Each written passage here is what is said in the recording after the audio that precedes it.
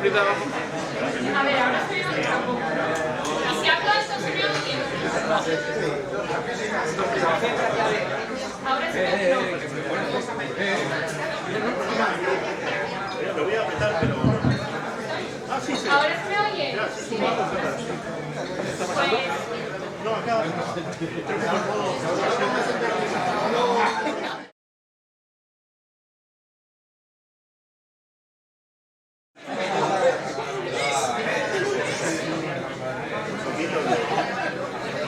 Ponga música, mira.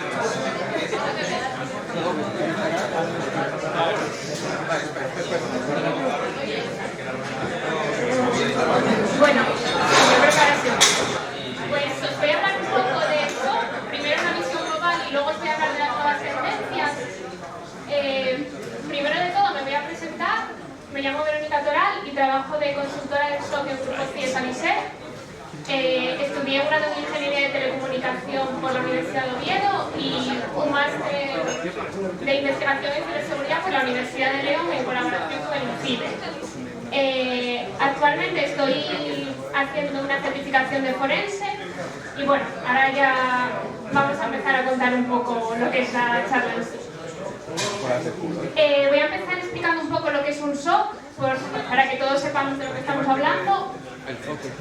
Normalmente cuando te preguntan lo que es un SOC, todo el mundo se imagina, al menos yo cuando me lo comentaron hace unos años, que es una sala grande con muchas pantallas en las que hay un montón de datos, un mapa con los ataques que se están haciendo en este momento.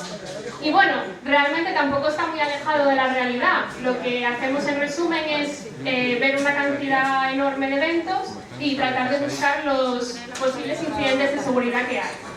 Entonces un SOC es un Security Operations Center, que es un entorno físico en el que la gente que trabaja allí se encarga pues, de monitorizar, analizar, detectar y resolver los posibles incidentes de seguridad que puedan existir. Dentro del SOC hay diferentes roles. El más importante de ellos es el de analista del SOC y hay dos niveles.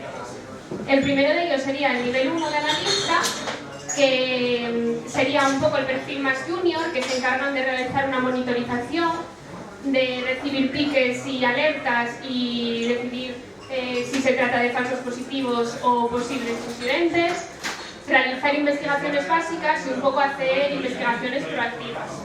Y luego estaría un nivel 2, que es al que le escalarían las alertas, los de nivel 1, que se encargan de realizar investigaciones más profundas, de realizar respuestas a incidentes, de una posible mitigación de los posibles ataques que puedan existir.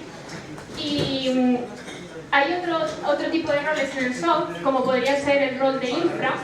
Al final, implementar un SIEM, que es la herramienta que nosotros utilizamos para correlar eventos de seguridad, es complicado, entonces necesitamos un buen equipo de infraestructura por detrás que se encargue primero de montarlo y luego de mantenerlo y que todo funcione correctamente. También puede estar incluido aquí el manager de la organización o perfiles como personal de Threat Intelligence, que ya nos habló un poco Facundo de ello, o de Threat Hunting, que pues se encargarían de analizar los IOCs existentes, de buscar posibles incidentes que pueda haber dentro de la organización. Y especialmente, bueno, todos, pero especialmente estos perfiles tienen que estar muy al día de lo que está ocurriendo pues, de los nuevos ataques que está habiendo, de los indicadores que pueden aparecer. También puede existir en el SOC un rol de persona especializada en forense, que se van a encargar más bien de las actividades post-incidente, es decir, una vez que se produjo un ataque, pues analizar los servidores o los equipos en los que se produjo, pues para saber lo que ocurrió y que no se repita, y en otras ocasiones pues para poder emprender ciertas acciones legales, pues para llevarlo a un juicio o lo que pueda ocurrir. Y por último, pues el Red Team, yo también lo incluiría dentro, bueno, no el Red Team en sí, porque es un departamento diferente, pero sí que incluiría la relación que tenemos con el Red Team. Si el Red Team se encarga de atacar y nosotros de defender o de detectar, pues qué mejor que tener una buena relación con ellos, incluso poder hacer laboratorios en los que ellos traten de atacar a la organización y nosotros tratemos de detectarles. ¿Por qué es necesario un SOC? Pues estas dos gráficas tienen una cosa en común, que es que las dos son ascendentes. Se trata de la evolución de los ciberataques desde 2020 a 2021. En la primera de ellas, por regiones. En el caso de Europa y Norteamérica, el aumento de los ciberataques supuso un 68% o un 62%, que creció en ambos casos, y en la segunda gráfica pues se ve claramente por trimestres que aumentó claramente el número de ciberataques. Y ahora lo que nos interesa a todos, hablando de dinero, pues estos ciberataques producen unas grandes pérdidas económicas a las organizaciones. Al final, si tú estás perdiendo 16,4 billones de dólares al día, o lo que es lo mismo, 190.000 dólares por segundo, pues qué mejor puedes hacer que implementar un SOC, implementar ciertas medidas de seguridad para que tu organización no sea víctima de estos ciberataques. En la gráfica de la derecha, bueno, de vuestra izquierda, se puede ver que el robo de credenciales, bueno, se ve un poco regular, pero que os lo cuento yo, el robo de credenciales es el tipo de ataque que produce pérdidas más grandes a las empresas. El robo de credenciales y el robo de datos en general. Entonces, por eso, ahora mismo, todos los ataques de ransom y tal, pues están muy de moda, por así decirlo, porque es lo que más dinero les da a ellos y lo que más dinero hace perder a las organizaciones. Entonces, al final, pues la mayoría de compañías pues están implementando SOC para tratar de evitar esto. Tampoco la gente que trabajamos en el SOC lo podemos evitar todo, pero bueno, lo intentamos. Voy a plantear ahora una serie de retos a futuro. He hecho un top 4 de estos retos que, bueno, son los que más están presentes en papers y en distintos artículos que hay por ahí. El primero de ellos es la falta de profesionales especializados. Al final, para trabajar en un SOC, pues necesitas conocer distintos ámbitos de la ciberseguridad, necesitas tener cierta experiencia y pues un perfil observador, muchas ganas de seguir aprendiendo y bueno, hay mucha más demanda que oferta de personal. Entonces, bueno, faltaría un poco, es en lo que todos los papers pues dicen que faltaría estos profesionales. El segundo de ellos sería la fatiga por alerta. Al final cada vez hay más tecnologías y cada vez tenemos más herramientas que nos sirven para tener mayor seguridad, pero claro, eso provoca que también haya un número mayor de eventos y un número mayor de logs que nosotros tenemos que analizar y que nos van a generar alertas. Entonces puede darse el caso que nos veamos como el muñequito de la imagen, que nos veamos inundados, en este caso es por folios, pero nosotros nos vemos inundados por alertas. Entonces, si tenemos un número muy grande de alertas, puede que algunas las pasemos por alto diciendo, bueno, pues esto es un falso positivo, y realmente no lo es. Estamos pasando por alto un indicador de un ataque clarísimo. Entonces, bueno, habría esto que solucionarlo de alguna manera.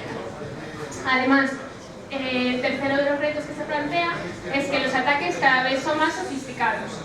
Igual que la ciberdefensa cada vez está más profesionalizada, cada vez la gente se forma más en ello y cada vez tratamos de hacerlo mejor, pues los atacantes ya no es gente que está en su casa por la tarde aburrida e intenta hackear una página web, no.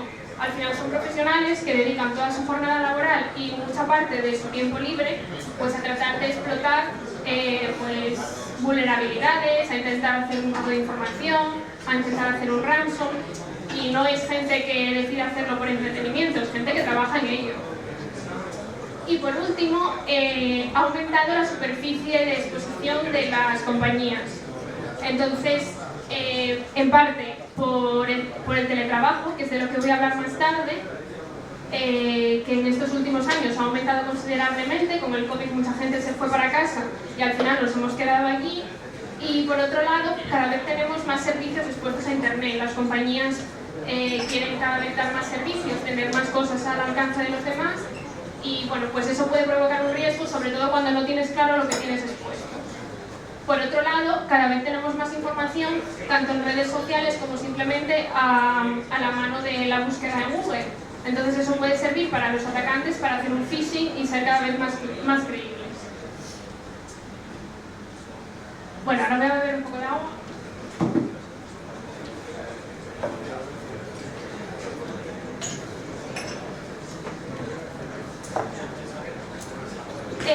Voy a hablar un poco de las nuevas tendencias que se plantean en los SOC y vamos a intentar dar soluciones a estos retos que acabo de plantear, a ver si lo conseguimos. La primera de ellas sería una reorganización dentro del propio SOC. La opción 1 sería externalizar los servicios o al menos tener un SOC híbrido. Un SOC híbrido sería, por ejemplo, si tú tienes gente trabajando solo por las mañanas, en tu empresa, en tu SOC, podrías externalizar el servicio de trabajar por la tarde o trabajar por la noche. Y entonces esa parte quedaría cubierta.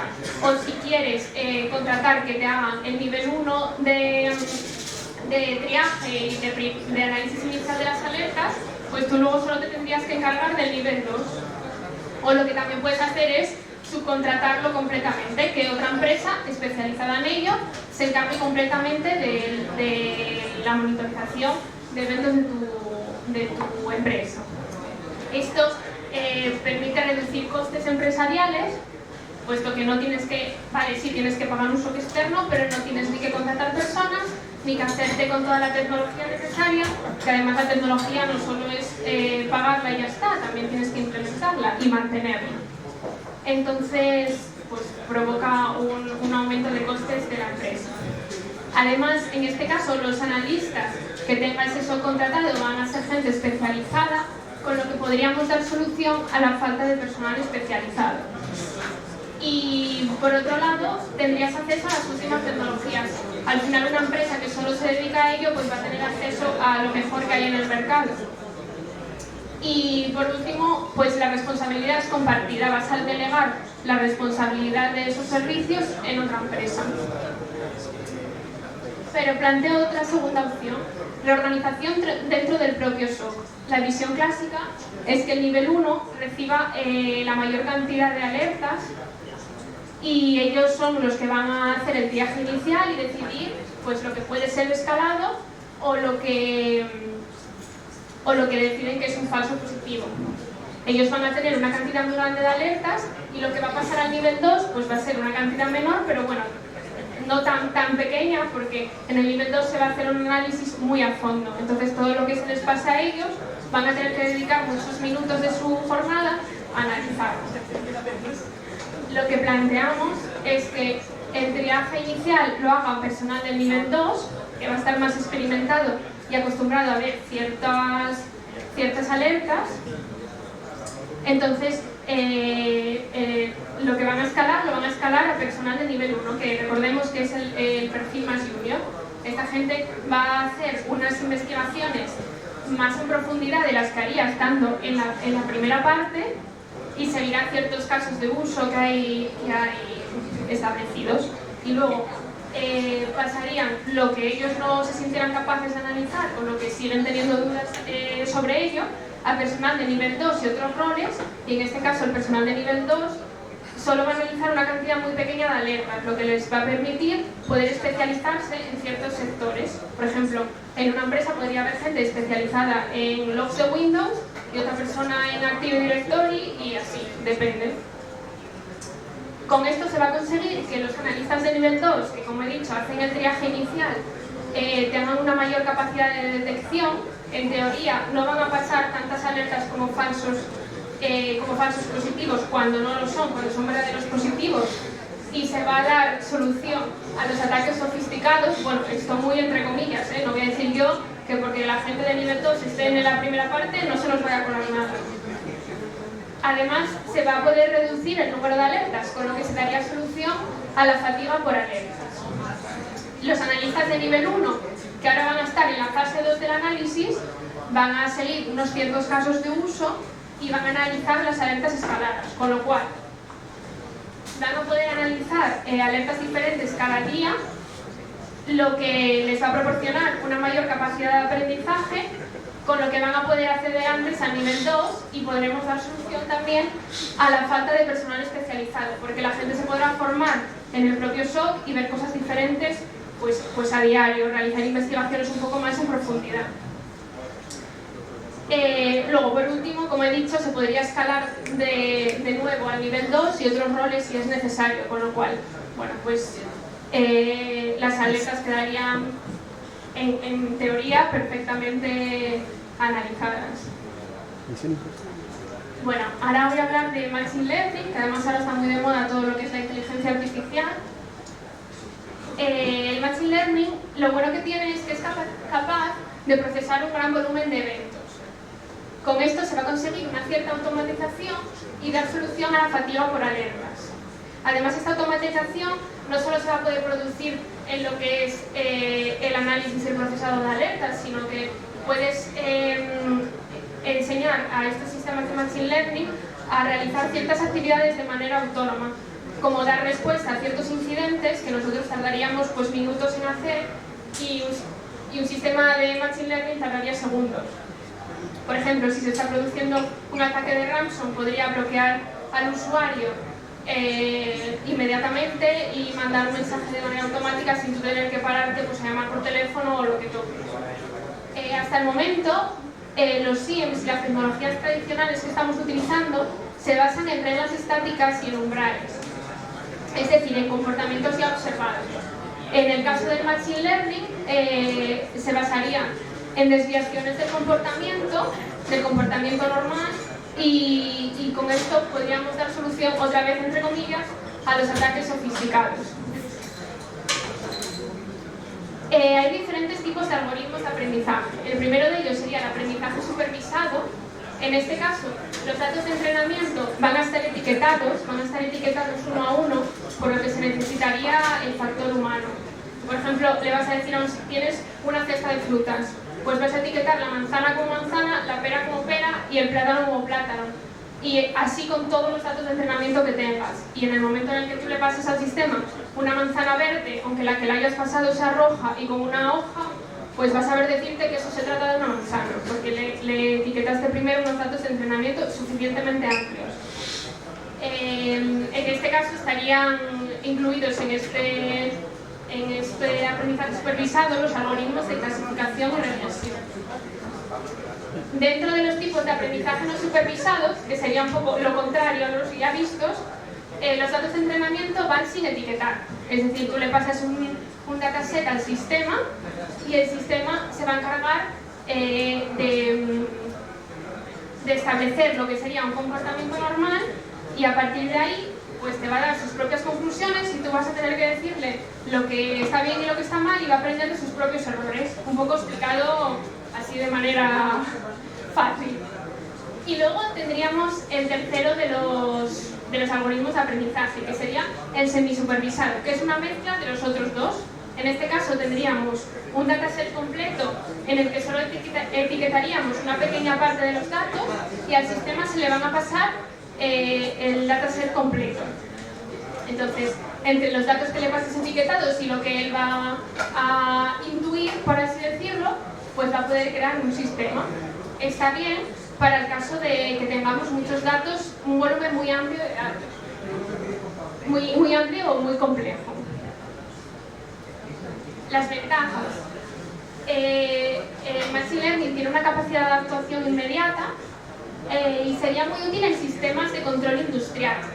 Sistemas como SCADA son sistemas deterministas en el que los logs que tú obtienes siempre siguen el mismo patrón y entonces cualquier desviación de ese patrón va a ser muy fácil de detectar.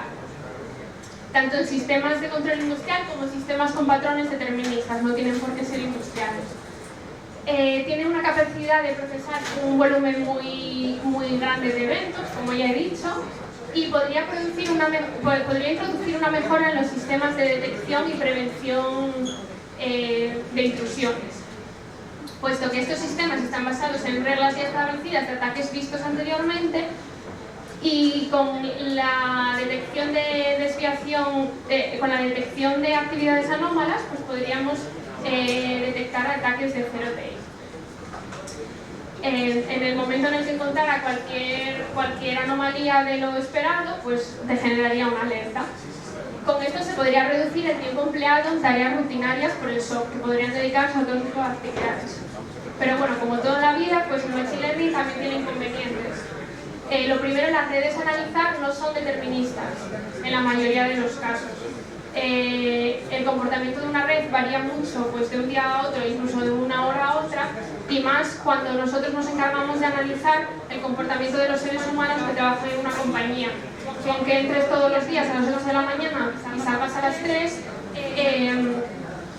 es de lo poco determinista que haces. Sí, puedes tareas muy rutinarias, pero tu comportamiento, como el de todos los humanos, pues varía de un momento para otro.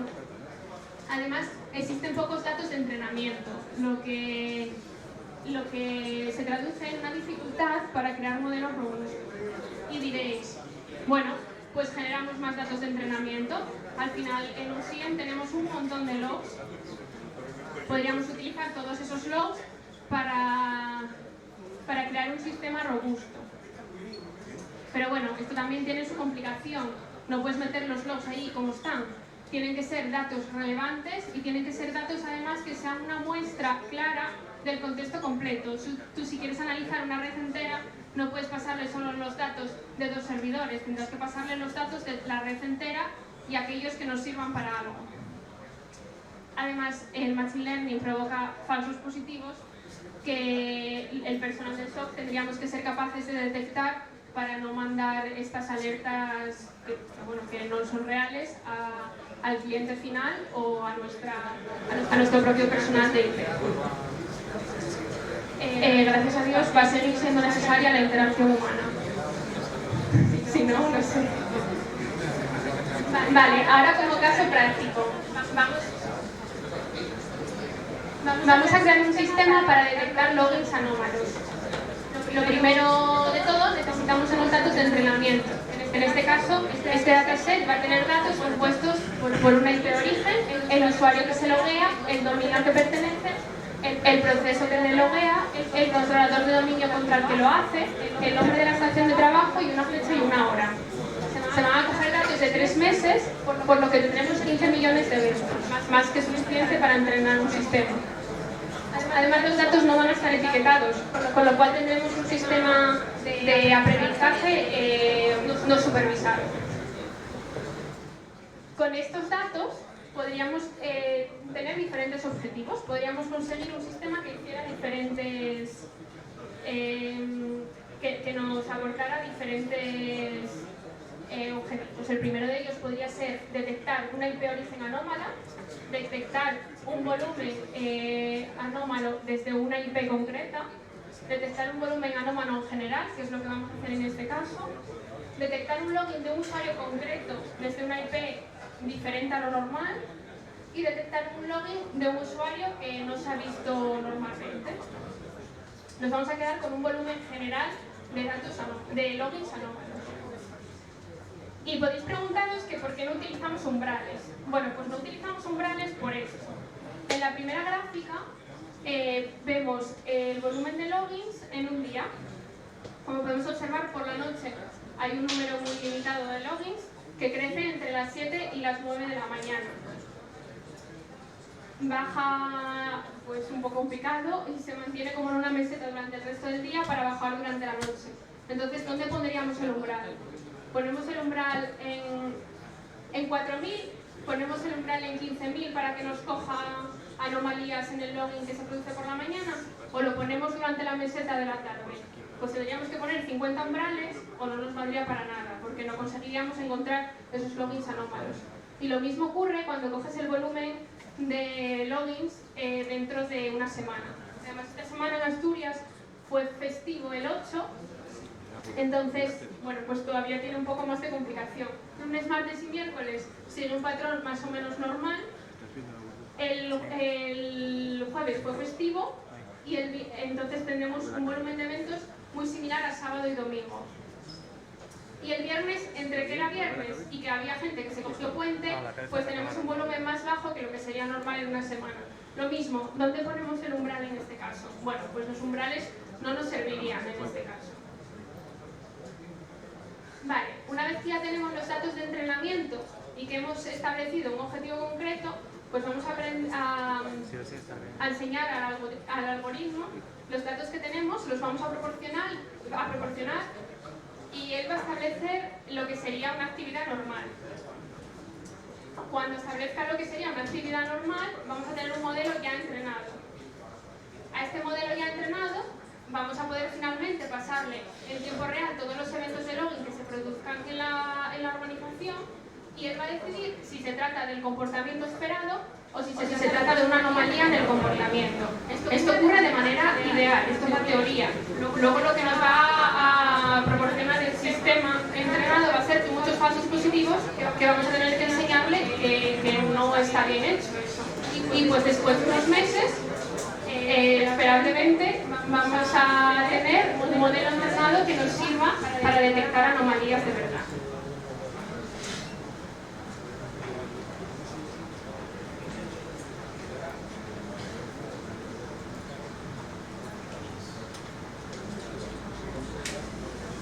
Bueno, ya por último, que tampoco quiero ser muy pesada, vamos a hablar de la ciberseguridad y el teletrabajo.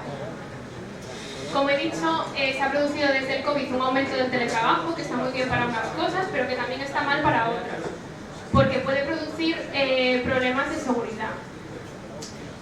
Si securizamos los entornos empresariales, industriales y laborales, y ahora nuestros hogares son nuestro puesto de trabajo, pues ¿por qué no securizamos de igual manera nuestros hogares? Bueno, pues esto es un peligro real para las empresas y necesitaríamos cierta concienciación en torno a este tema.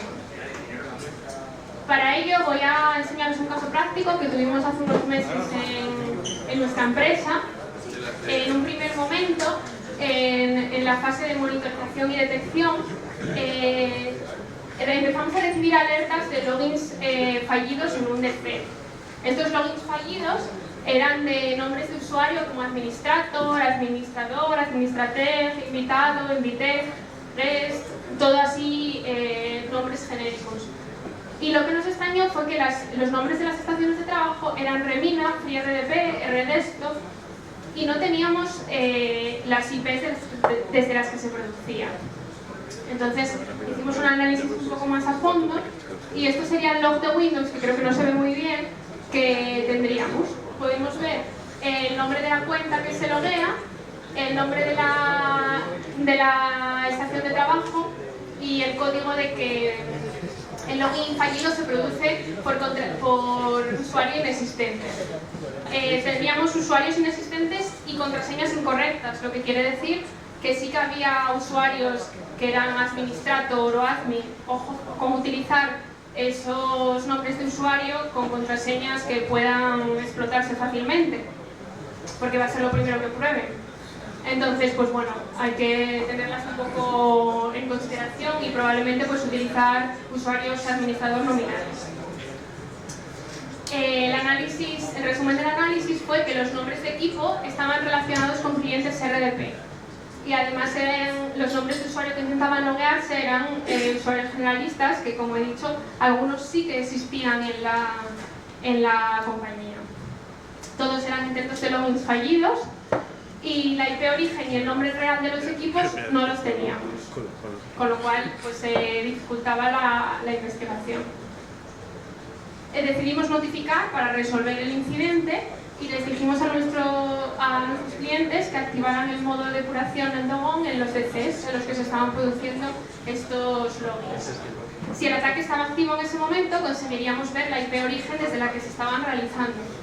En caso contrario, pues no veríamos nada y tendríamos que esperar a que se volviese a producir el ataque para encontrarlos en ese momento. Finalmente, descubrimos que el equipo que los estaba generando y efectivamente tenía el puerto RDP abierto. Les dijimos que lo cerraran y finalmente hicimos un poco de análisis post-incidente. Se realizó un análisis del equipo, se comprobó que el equipo ya no estaba accesible desde el exterior, se hizo un análisis más en profundidad de lo que era el incidente y se crearon unas reglas a partir de los IOCs observados. Esto nos sirvió para encontrar en los siguientes meses varios ataques muy similares, si no iguales, en otros clientes. El ataque al final pues, era bastante sencillo. un atacante a través de internet trataba de conectarse al puerto RDP del cliente, del usuario que estaba en su casa, y esas peticiones de login llegaban al DC, que era donde nosotros lo podíamos observar dentro del SOC. Entonces, pues nada, lo que le comunicamos al usuario era que tenía que extraer ese puerto en el router para que no pudieran realizarse esos intentos de conexión. Finalmente, como conclusión, pues no es suficiente con aplicar políticas de seguridad dentro del entorno empresarial, también tendrían que aplicarse dentro de los hogares. Además, tendríamos que configurar métodos de acceso remoto seguros y bien configurados, como VPNs, VDI, RDP. Tendría que modificarse la arquitectura de las redes si fuera necesario. Y por otro lado, pues tendríamos que asegurarnos que los equipos y los móviles de los usuarios de cada compañía se utilizaran para lo que tiene que ser. Habría que establecer políticas de uso. No puedes jugar al Fortnite, como vimos esta mañana, con un equipo de tu compañía, porque al final estás poniendo en riesgo a tu propia empresa. Y eso desde un SOC lo vemos. Con esto, con una aplicación segura dentro de los hogares y con un control total de lo que tú tienes expuesto a internet, conseguiríamos dar una solución, más o menos, al aumento de la superficie de exposición. Y bueno, pues con esto ya termino la presentación. Muchas gracias por vuestra atención y buenas tardes.